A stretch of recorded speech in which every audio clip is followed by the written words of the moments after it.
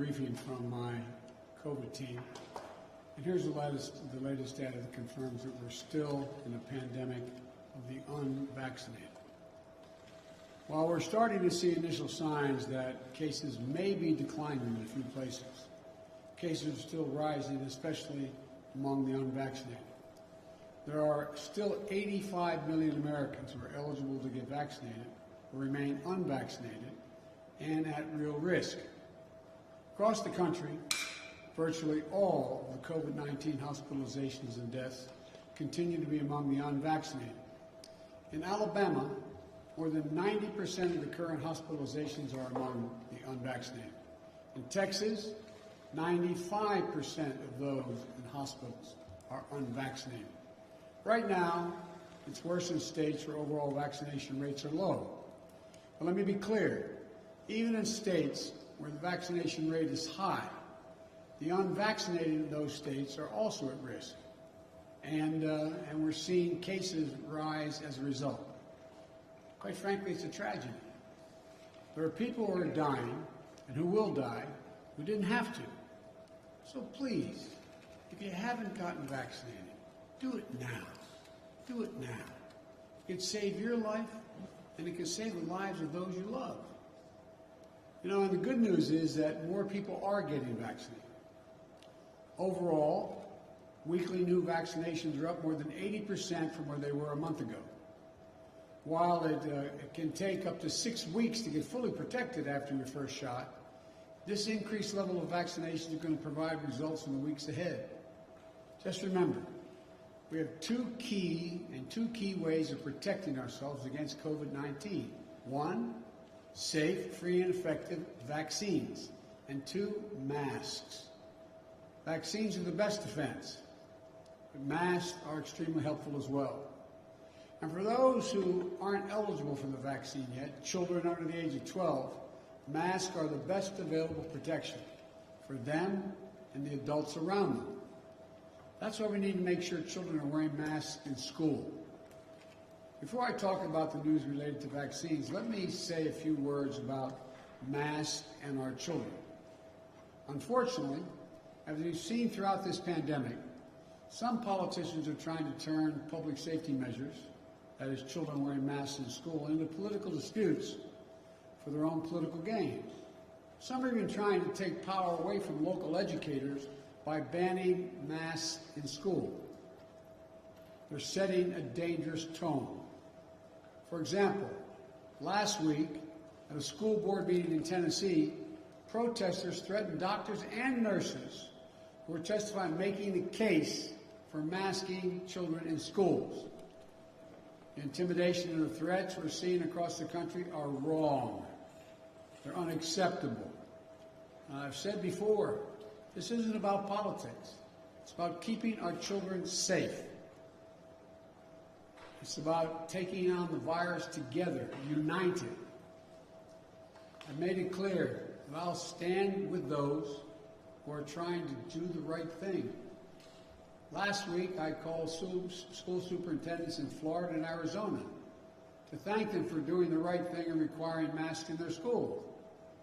One of them said, "We teach science, so we follow the science." The other said, they have a guiding principle, students first. I just couldn't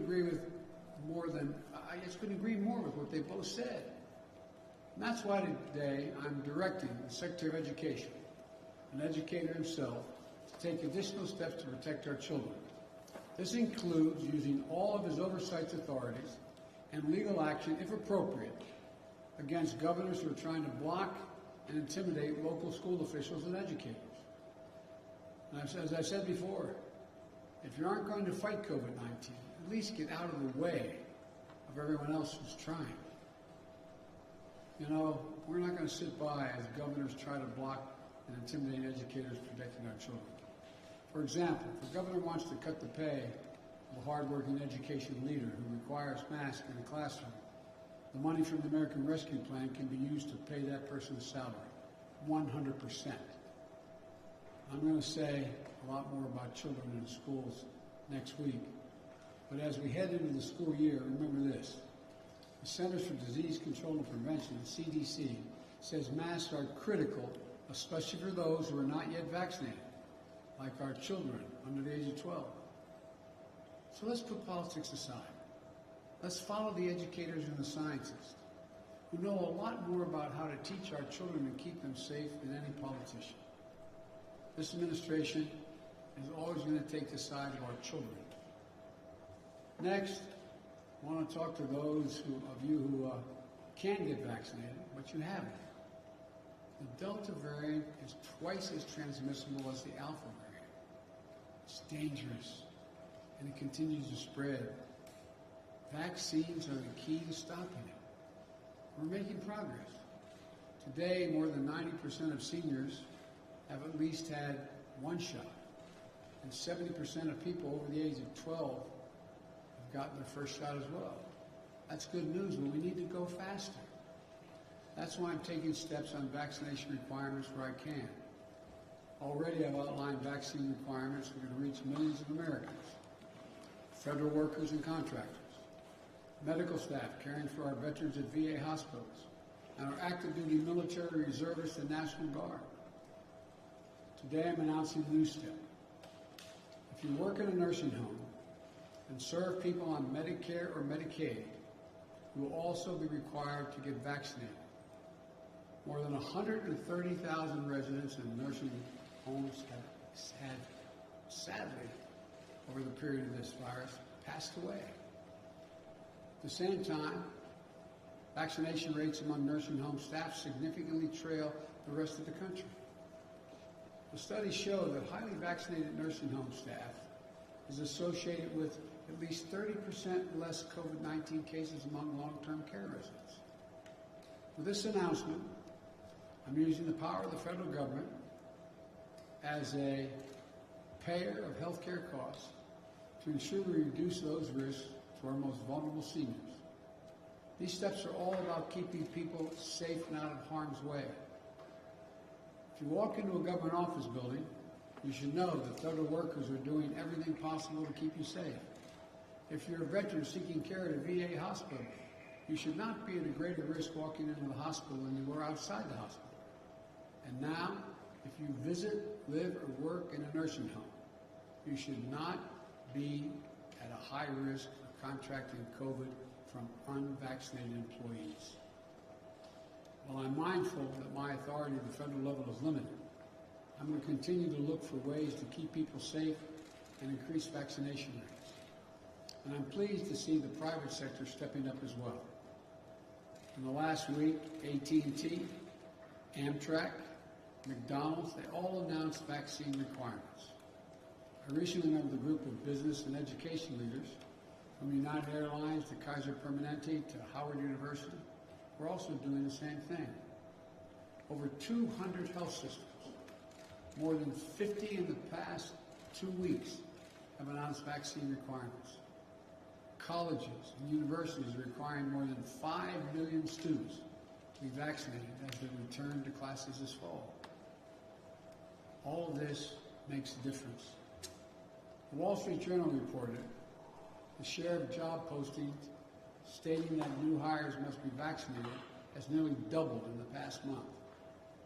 Governors and mayors in California, Maryland, Massachusetts, New York, Oregon, and Washington have all announced vaccination requirements. So let's be clear. Vaccination requirements have been around for decades. Students, healthcare professionals, our troops are typically required to receive vaccines to prevent everything from polio to smallpox to measles to mumps to rubella. In fact, the reason most people in America don't worry about polio, smallpox, measles, mumps, or rubella today is because of vaccines. It only makes sense to require a vaccine that stops the spread of COVID-19. It's time for others to step up. Employers have more power today to end this pandemic than they have ever had before. My message is simple. Do the right thing for your employees, consumers, and your businesses. Let's remember, the key tool to keeping our economy going strong is to get people vaccinated and at work. I know that I'll have your back they should now have their back, because they have the back of the states trying to do the right thing as well. For example, yesterday, I instructed the Federal Emergency Management Agency, FEMA, to extend full reimbursement through the end of the year to state deployments of National Guard in support of COVID-19 response. Nearly 18,000 National Guard members are supporting our response nationwide, from caring for patients to administering vaccines to running testing sites to distributing supplies. As the states continue to recover from the economic toll left by COVID-19, the full reimbursement of National Guard services during this pandemic will be another tool that will help them shore up their budgets, meet the needs of their communities, and continue our economic recovery. These are the latest steps we're taking to get more people vaccinated. Next, I want to speak to all of you who are vaccinated.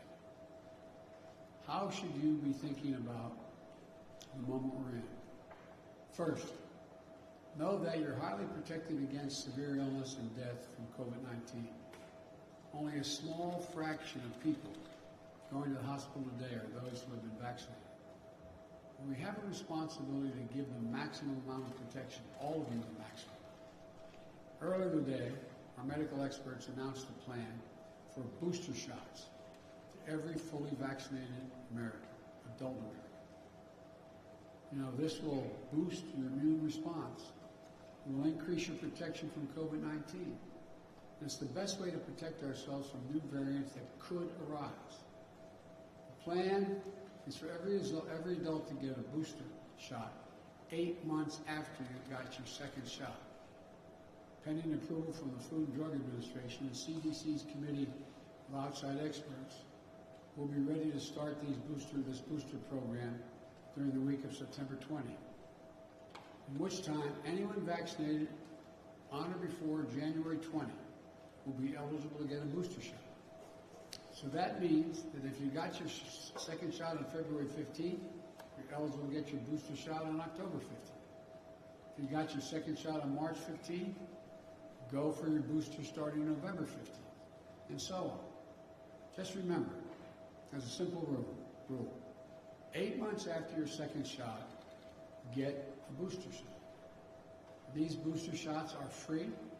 You'll be able to get the booster shots in any one of approximately 80,000 vaccination locations nationwide. It will be easy. Just show your vaccination card and you'll get a booster. No other ID, no insurance, no state residency requirement. My administration has been planning for this possibility in this scenario for months. We purchased enough vaccine and vaccine supplies so that when your 8-month mark comes up, you'll be ready to get your vaccination free, a booster shot free, and we have it available. It will make you safer and for longer, and will help us end the pandemic faster. Now, I know there's some world leaders who say America shouldn't get a third shot until other countries got their first shot. I disagree. We can take care of America and help the world at the same time. In June and July, America administered 50 million shots here in the United States, and we donated 100 million shots to other countries. That means that America has donated more vaccine to other countries than every other country in the world combined.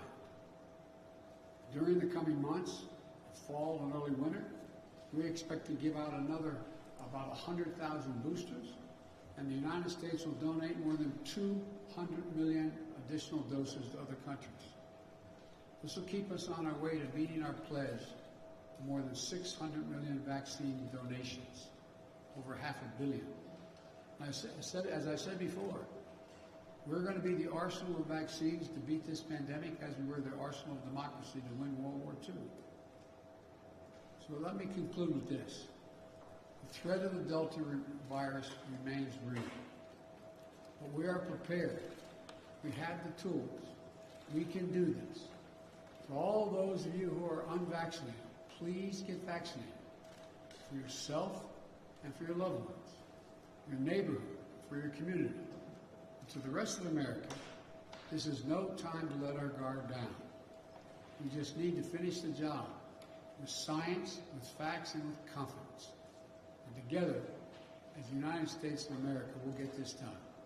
God bless you all, and may God protect our troops.